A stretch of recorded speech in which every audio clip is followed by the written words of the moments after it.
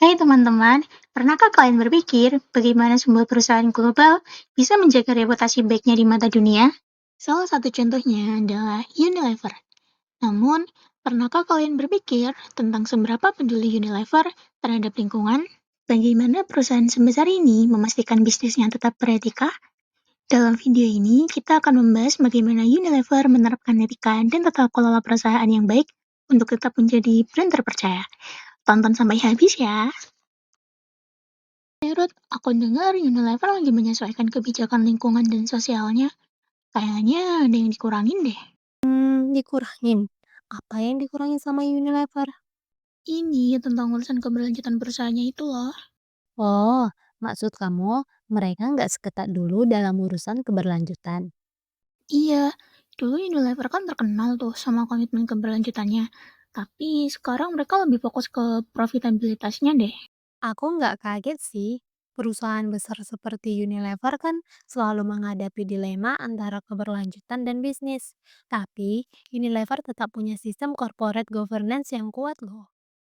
Maksudnya yang pemegang saham, direksi, sama komisaris itu.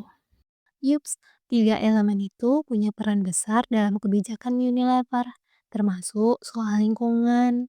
Jadi gini, pemegang saham itu memiliki kekuasaan yang signifikan dalam menentukan arah kebijakan perusahaan. Mereka dapat mendorong perusahaan untuk lebih fokus pada isu-isu keberlanjutan, seperti pengurangan emisi karbon dan penggunaan bahan baku yang ramah lingkungan. Ketika aspirasi ini diungkapkan secara kolektif, perusahaan cenderung merespon dengan menyesuaikan kebijakan internalnya. Jika tidak direspon, para pemegang saham dapat memilih untuk menarik investasinya, yang pada akhirnya dapat berdampak negatif terhadap nilai saham perusahaan.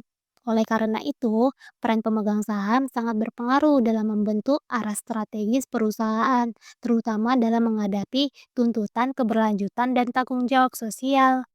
Tapi kalau tujuan mereka cuma cari untung, gimana? Nah, itu dia tantangannya. Makanya, direksi Unilever harus pintar mencari keseimbangan antara profit dan keberlanjutan. Direksi itu yang menjalankan operasional perusahaan kan? Iya, mereka yang bikin strategi. Misalnya, mereka pernah menerapkan green accounting buat menghitung dampak lingkungan dari produksi mereka. Ini aku liatin beritanya. Salah satu buktinya, Unilever Indonesia berhasil meraih sertifikasi Greenship Net Zero Ready dan Existing Building Platinum dari Green Building Council Indonesia atas komitmennya dalam mengelola dampak lingkungan secara terukur. Melalui gedung gerai Unilever di BSD yang dirancang ramah lingkungan, perusahaan mampu mengurangi konsumsi listrik dan air hingga 32%, memanfaatkan energi terbarukan, serta mengelola limbah dan kualitas udara dalam ruangan secara optimal.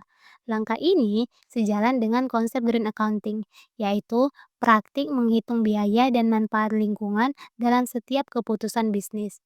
Bagi Unilever, keberlanjutan bukan hanya soal citra, tetapi bagian dari tata kelola yang bertanggung jawab yang dapat memperkuat kepercayaan publik dan mendukung pertumbuhan jangka panjang yang selaras dengan pelestarian alam. Keren juga ya. Tapi kan tetap aja, Unilever masih banyak dikritik soal penggunaan plastik sekali pakainya. Meskipun ada upaya hijau, kalau plastik masih banyak dipakai, kan itu tetap jadi masalah besar. Tapi aku perhatiin, Unilever juga mulai berusaha untuk mengurangi plastik sekali pakai kok. Mereka lagi investasi di kemasan yang bisa didaur ulang atau bahan yang lebih ramah lingkungan. Terus, juga ada komisaris yang berperan buat mengawasi direksi supaya keputusan mereka tetap sesuai dengan prinsip keberlanjutan. Komisaris harus memastikan bahwa semua kebijakan yang diambil direksi gak cuma fokus pada keuntungan, tapi juga memperhatikan dampaknya terhadap lingkungan dan masyarakat. Jadi komisaris juga punya tanggung jawab besar ya. Mereka nggak hanya ngeliat angka, tapi juga harus mikirin keberlanjutan jangka panjangnya. Betul banget. Mereka juga yang harus memastikan direksi nggak hanya fokus pada keuntungan sesaat, tapi juga mempertimbangkan efek positif dan negatif kebijakan mereka dalam jangka panjang. Berarti komisaris harus terus mendalami isu-isu sosial dan lingkungan juga ya, biar bisa ngasih arahan yang tepat. Iya, benar. Mereka harus bisa memberikan masukan yang konstruktif, terutama soal isu-isu keberlanjutan yang sekarang makin penting. Makanya, komisaris berperan buat mengawasi direksi supaya keputusan mereka tetap sesuai dengan prinsip keberlanjutan. Oh gitu. Terus contoh produk Unilever yang ramah lingkungan apa? Nah, misalnya mereka udah mulai pakai botol dari plastik daur ulang buat produk kayak sampo, sabun cair, dan pembersih lantai. Terus, ada juga kemasan isi ulang yang lebih tipis buat deterjen dan sabun cuci piring. Jadi, plastik barunya jauh lebih sedikit. Wih, keren juga ya. Jadi nggak cuma jualan, tapi mikirin juga dampaknya ke lingkungan. Itu dia salah satu contoh kebijakan keberlanjutan mereka. Tapi ya gitu, masih ada pro dan kontra. Pro kontranya apa, Ruth? Jadi gini Dwi, positifnya Unilever berusaha mengurangi dampak lingkungan dengan bahan daur ulang. Namun, di balik upaya daur ulang yang dilakukan, Unilever tetap mendapat sorotan tajam dari aktivis lingkungan. Mereka menilai penggunaan plastik sekali pakai, terutama kemasan saset, masih sangat masif dan mencemari lingkungan. Bahkan, Unilever disebut sebagai salah satu pencemar plastik terbesar berdasarkan audit merek yang dilakukan Free From Plastic. Komitmen perusahaan untuk mengurangi plastik murni juga dipertanyakan setelah targetnya diturunkan dan rencana produksi 53 miliar saset diungkap ke publik. Meski Unilever mengklaim telah mengelola lebih banyak sampah plastik dibanding yang dijual serta memperluas gerai isi ulang dan bank sampah, para aktivis menuntut transparansi dan tanggung jawab lebih besar.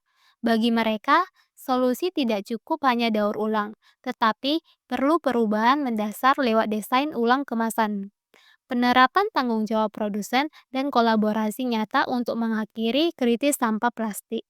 Tapi yang namanya plastik tetap plastik. Solusinya harus lebih dari sekedar daur ulang. Jadi, sekuat apapun tata kelola perusahaannya, tetap butuh pengawasan ketat ya? Tepat sekali. Makanya, selain corporate governance yang kuat, tekanan dari masyarakat dan regulasi juga penting. Berarti kita sebagai konsumen juga punya peran ya?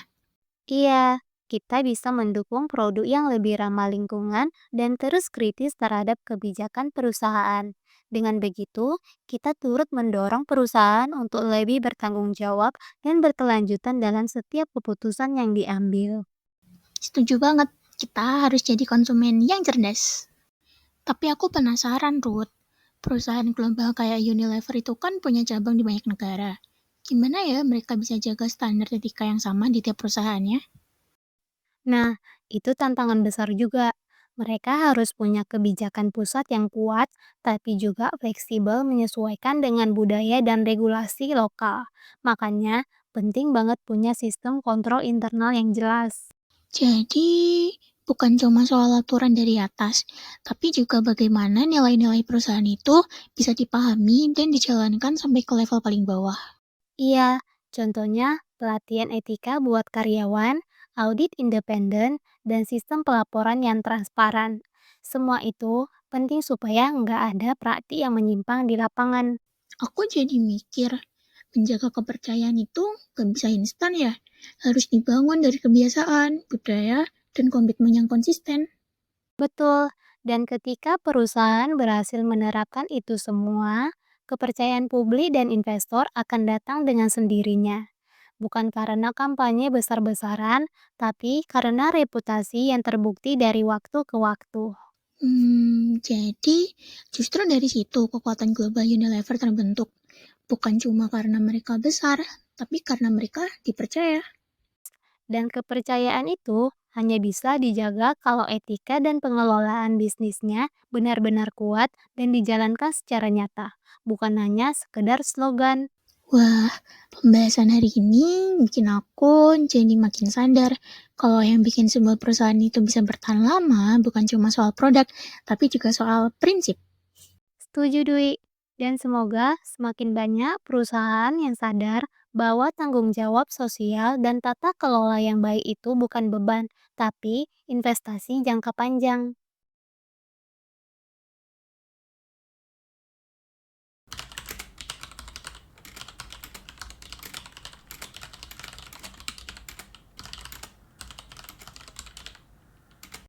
Jadi bagaimana menurut teman-teman?